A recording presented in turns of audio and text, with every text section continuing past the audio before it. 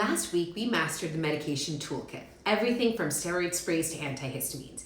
But as a minimalist clinician, I know that many of you want to know, is there a way to feel better without relying solely on medications? The answer is yes, but let's look at the science. At the top of the list is nasal saline irrigation. Studies have confirmed that regular rinsing significantly reduces symptom severity. Although the research is not clear on what frequency yields the greatest benefits, you can start with a daily rinse, especially during allergy season, and see how your sinuses feel. When you compare intranasal steroids and nasal saline irrigation, the science shows that including saline irrigation and intranasal corticosteroids in your daily regimen provides additional symptom relief beyond corticosteroids alone. One critical safety rule: never use tap water. You must use distilled or sterile water, or if using tap water, it must be boiled for about 3 minutes to avoid rare but life-threatening infections. Once boiled, let it naturally cool to room temperature before pouring it into your neti pot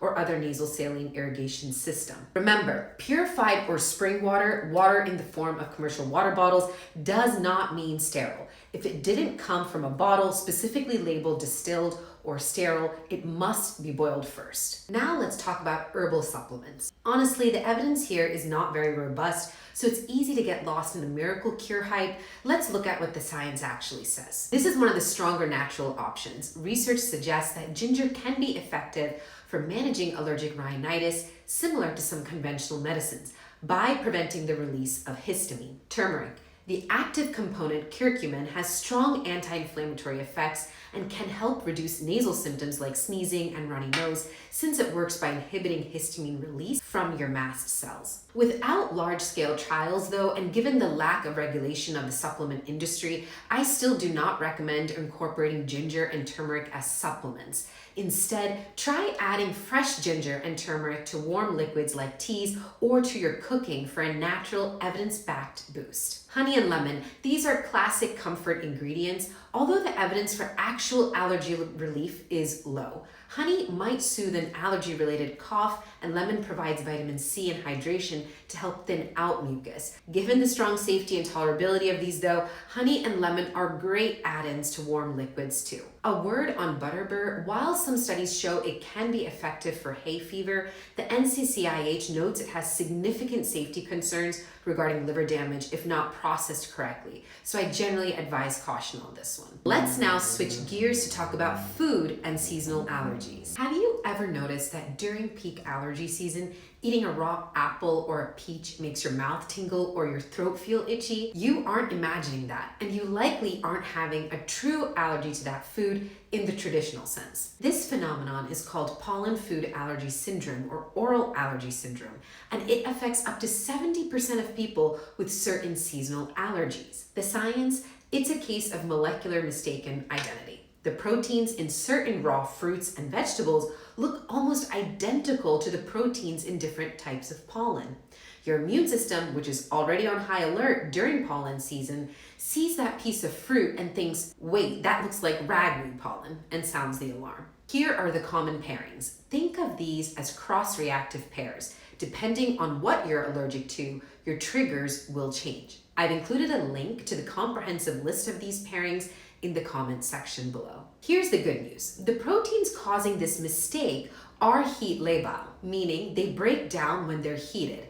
This means if you can't eat a raw apple, you can most likely still enjoy baked apple pie or applesauce with minimal to zero issues. If a food cannot be eaten in cooked form, example melons, it's generally advised to avoid eating those foods, especially if they cause moderate to severe symptoms. Final note on oral allergy syndrome: these reactions typically peak during or just after your specific pollen season.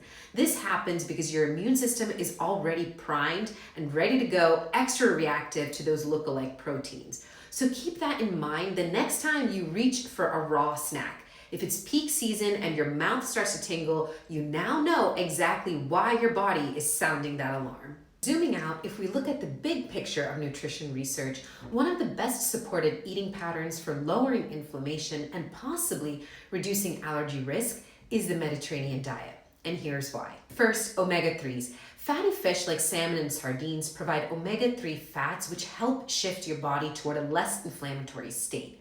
Some studies suggest people who eat more fish may have a lower risk of developing allergic conditions over time. Second, plant compounds. Olive oil, nuts, berries, onions, and colorful vegetables contain polyphenols like quercetin, compounds that may help calm mast cells and reduce histamine release. Third, less ultra-processed foods. Mediterranean-style eating naturally lowers intake of heavily processed foods and excess processed meats, which are linked to higher inflammation. The reality check here is this is more shield than sword. It's about lowering your baseline inflammation and potentially making your immune system less reactive over time.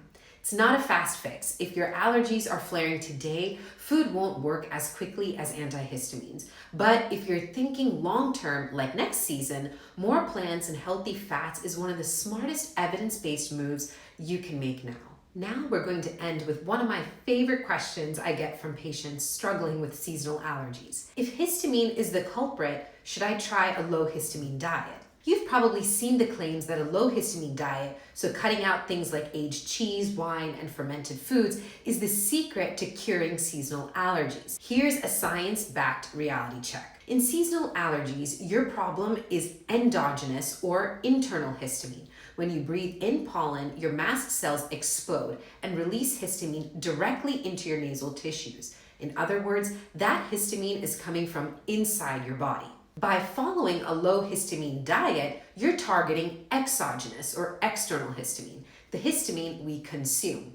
So in a condition called histamine intolerance, where the gut lacks the DAO enzyme that is supposed to break down histamine in food, this low histamine diet can be a game changer, because when that DAO enzyme is lacking, it makes sense to reduce histamine consumption in effort to not let histamine build up in the body. So how do you know whether you have an intolerance to histamine? If you experience bloating, diarrhea, or headaches, multi-system issues alongside your runny nose, you should speak with your doctor. You may be advised to get allergy testing first because it's important not to miss true allergies. And if that testing is negative, you may be advised to try a low histamine diet for 2 to 4 weeks. Now, if you don't have histamine intolerance, but you try a low histamine diet and feeling a little bit better, how is that? Think of your body as a histamine bucket. If your bucket was already half full because of pollen, the high histamine foods might be the thing that finally makes it overflow, or vice versa. But by lowering the food histamine, you might create just enough room in the bucket to handle the pollen. I want to emphasize, in scientific literature, this is only a theory and there is no strong evidence to back it up. Regardless though, if you are going to try a low histamine diet, here are a few things to keep in mind. Try a 4-week trial. Less leftovers, less fermented foods, more freshly cooked meals. See how you feel for 2 to 4 weeks and then decide if it's worth continuing. Skip the DAO supplements for now.